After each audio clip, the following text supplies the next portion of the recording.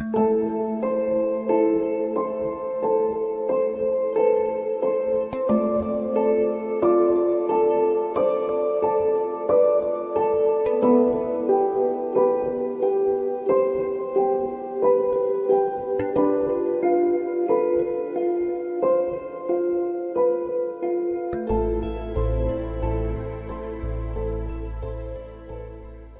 brain of a human being is like an inverted triangle.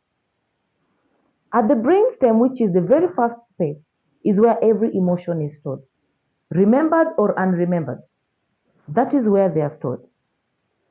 So embarking on a healing journey is going to those cabinets where you stored everything and lost. It's like going to those parts of your life that you never wanted touched. But before you embark on a healing journey, this is what happens. So I'll use my three fingers, the index finger, the middle finger, and the ring finger. So going through something, I'll say this is you, this is your brain, and this is the pain that you've gone through. So what the brain will always do, I'll again talk about dopamine. So allow me to bring in dopamine here, because dopamine is what makes you feel alive, makes you feel excited, happy, and joy.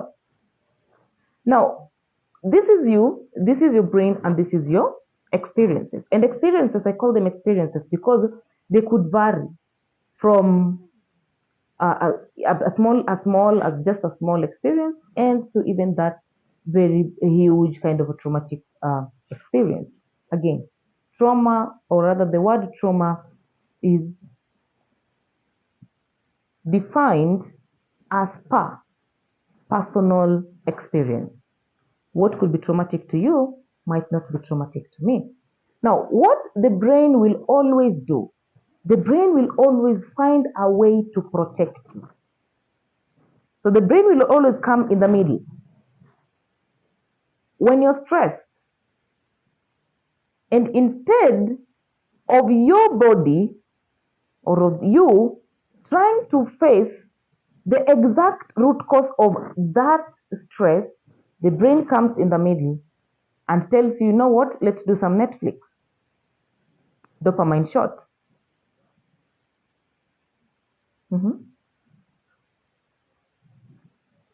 Again, the brain will always find a reason to give you something to come in the middle of you facing that problem. What do? Netflix, TikTok, social media, any kind of Facebook, you move to YouTube, you will always do something. It means the brain will always seek pleasure or leisure for you not to be able to face that real problem. So what happens when you start going through the healing process? Where I was saying it's a little bit messy. It's going back to the days, going back to the things, going back to the situation. Every other thing that you had buried, we're going to excavate it. It's a very painful experience.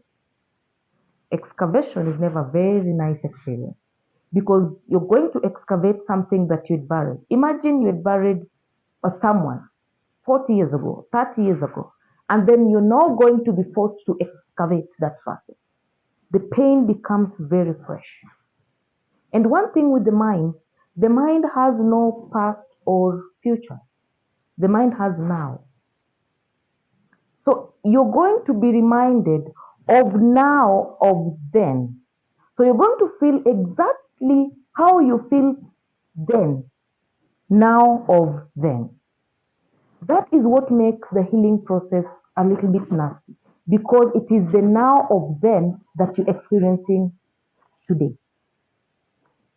So when you start the process of excavation, the brain succumbs to the pressure. So the brain gives way. And then you start embracing the pain. You start accepting, let me get it out. You start accepting the pain. Now your pains or your experience with your body becomes one, and the brain finally embraces it, and you become one. You become a person, you become your experiences. And now that is when you're able to start learning something called traumatic experience. And that is what we call a healing process. It is a process of integration. It is a process of you taking your experiences and you becoming one.